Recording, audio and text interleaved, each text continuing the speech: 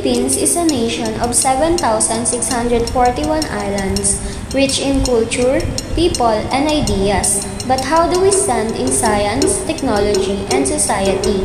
Today, we continue to grow in science and technology through government programs, researchers, and innovation across the country. Now, we're going to know more about the STS in the Philippine context.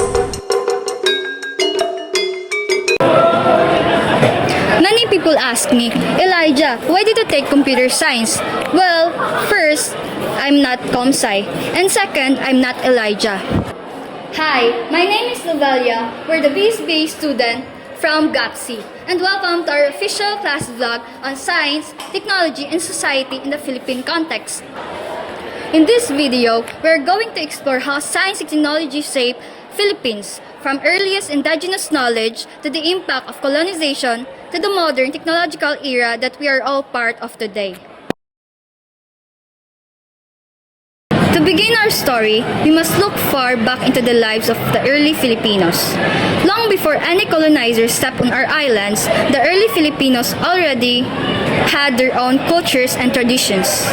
Their own system of belief and indigenous knowledge helped them to thrive and survive their lives and communities for many years. The scientific knowledge of Filipinos people before the pre-Spanish times was already incorporated into their way of life. They used their knowledge in planting their crops, they provided them food, and taking care of animals to help them in their daily tasks and in their food production.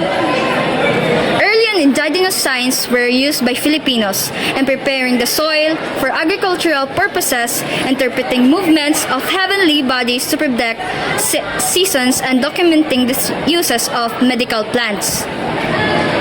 Technology played a major role as well. Our ancestors used it in building houses, irrigation systems, and in developing tools that they could use in everyday life. They developed tools for planting, hunting, cooking, and fishing, for fighting their enemies during war or tribal conflicts, and for transportations both on land and on waterways. They also developed technologies in creating musical instruments.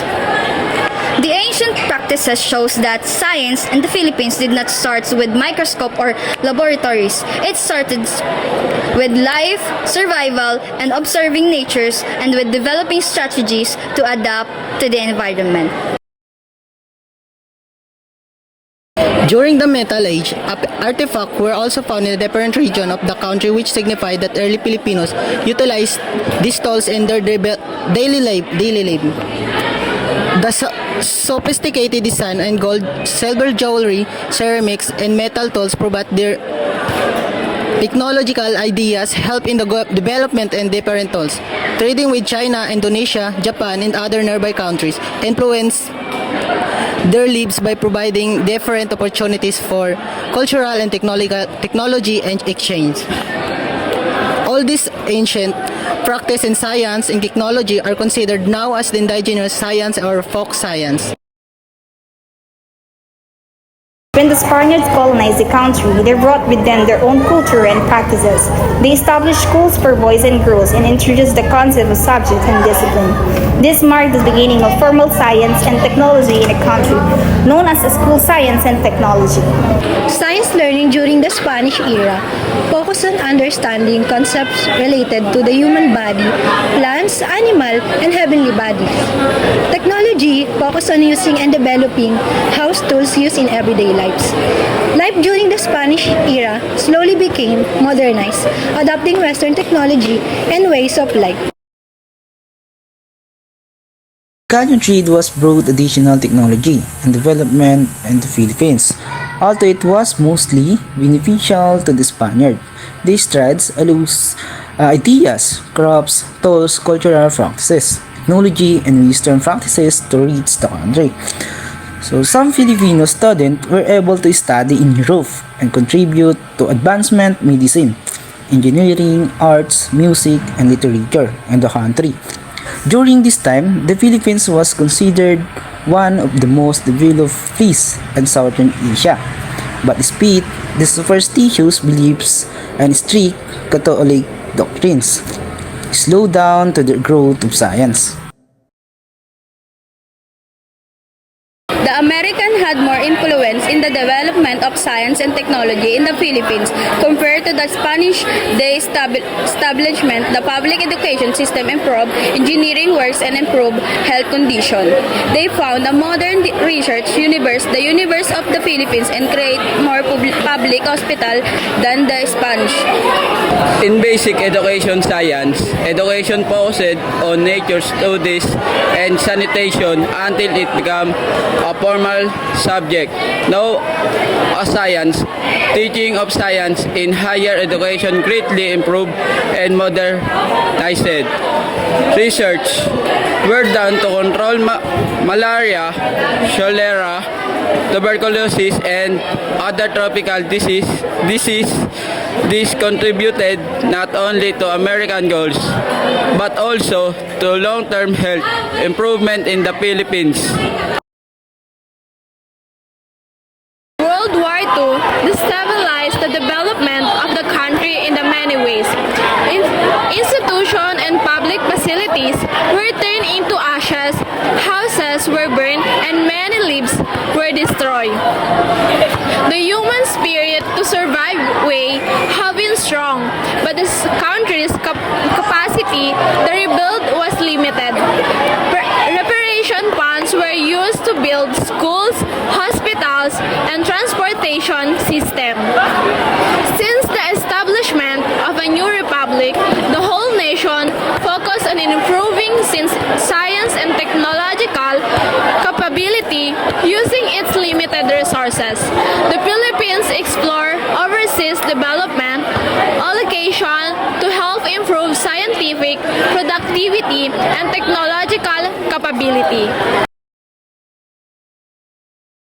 Philippine government introduced and implemented several projects, and policies to boost science and technology.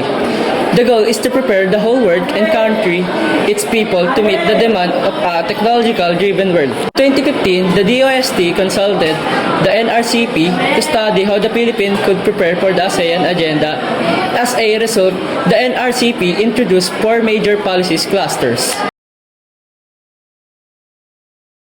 The 4 NRCP policy cluster: social science, humanities, education, international policies and governance, integrating Asian awareness and basic education, emphasizing teaching in the mother tongue, developing school infrastructure, and an ICT broadband, local food security, physics, engineering, and industrial research in earth and space science and mathematics, emphasizing degrees, license, and employment opportunities, outright grants for fair monitoring review of RA 9184, harnessing science and technology as an independent move of development.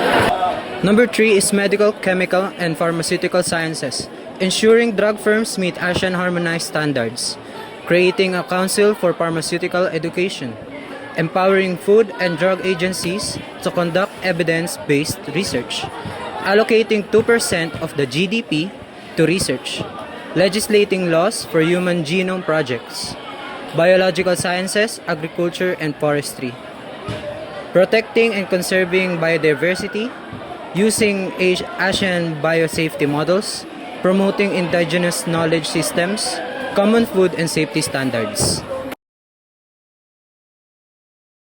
There are many programs supported by the government through the DOST. These include: number 1, funds for basic research and patents; number 2, scholarship for undergraduate and graduate SNT student; number 3, establishing more Philippine science high school; number 4, creating science and technology parks; Balik Scientist Program, National Science Complex and National Engineering Complex, National Center of Excellence, strengthening early science education. These programs aim to develop more researchers, PhD graduates, technologists, and Filipino scientists who can contribute to national development. Philippine Congress has created various laws related to science and technology. These laws serve as the legal framework of science and technology in the country. They cover themes such as conservation, health,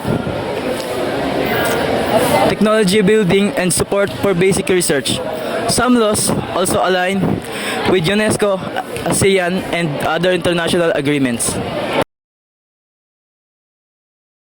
Many Filipino scientists have made global contributions. Here are some of the most notable: Ramon Cabanos Barba, Tissue Culture of Mangoes; Josepino Casas Comiso, Antarctic Climate Studies; Jose Behard Cruz Jr., Electrical Engineering; Lourdes Jansuy Cruz, Sea Snail Venom; Fabian Dairit, Herbal Medicine; Rafael Guerrero III, Tilapia Culture; Enrique Estrella Jr., Meconium Drugs; Lilian Patena, Plant Biotechnology; Maria Jo Cruz, Graph Theories; Gregorio Tangonum, Communication Technology. There are other outstanding Filipino scientists who are recognized here and abroad for their outstanding contributions in science. Cesar A. Saloma, an internationally renowned physicist. Eduardo Gomez, famous scientist in marine science. William Padulina, chemistry and president of the National Academy of Science and Technology, Philippines. Angel Alcala, marine science. There are other scientists in the Philippines who were not identified in the list, yet the Philippines still need more scientists and engineers. And there is a need to support scientific research in the country. The University of the Philippines, Los Baños, is a paradise for agriculture, forestry, plant and animal science, and veterinary science. It has produced numerous scientists and various research in the field mentioned. The University of the Philippines Visayas is also National Center for Marine Science, Fisheries, and other related sciences. The University of the Philippines Manila is a center of excellence and has produced many researchers, doctors, health professionals, and scientists in the area and of the medical public health. The University of the Philippines Diliman also has established a national. Many Filipino scientists excel here and abroad. The development is shaped by early childhood curiosity, good school in science, strong mentorship and environment that nurture scientific thinking. Even with challenge, Filipino scientists continue to bring honor to the country. Indigenous Science and Technology in the Philippines. This lesson also highlights indigenous science and technology. Early Filipino created tools explain natural phenomena and provide system of knowledge that help them survive. Indigenous knowledge includes predicting weather using animal celestial body, using herbal medicine, preserving food, classifying plants and animals, seed preservation, constructing irrigation system, producing wine and juices. Indigenous science include knowledge, expertise, practices, and representation that guide people in agriculture, medicine, astronomy, food, technology, and coping with the environment. It uses science process skill observing, comparing, classifying, measuring, inferring, predicting, and communication. It guides by community values. 1. The land is source of life. 2. The earth is Mother Earth. 3. All are connected. Humans are steward to nature. Nature must be respected. Caberlin explains indigenous science as traditional knowledge that uses science for skills and is guided by community culture and values. It is a complete, coherent, and meaningful form of science. In conclusion, the development of science and technology in the Philippines is shaped by internal and external influences from indigenous knowledge, colonizations and wars, American educational system, and modern government programs. Philippine science continue to grow. Although improving science education and producing more scientists remains challenges. By understanding our past from indigenous science to modern innovation, we gain a clearer picture of our future as a scientifically. Thank you for watching our vlog on science, technology, and society. In the Philippine context, please like and share and subscribe, and don't forget to support Filipino science.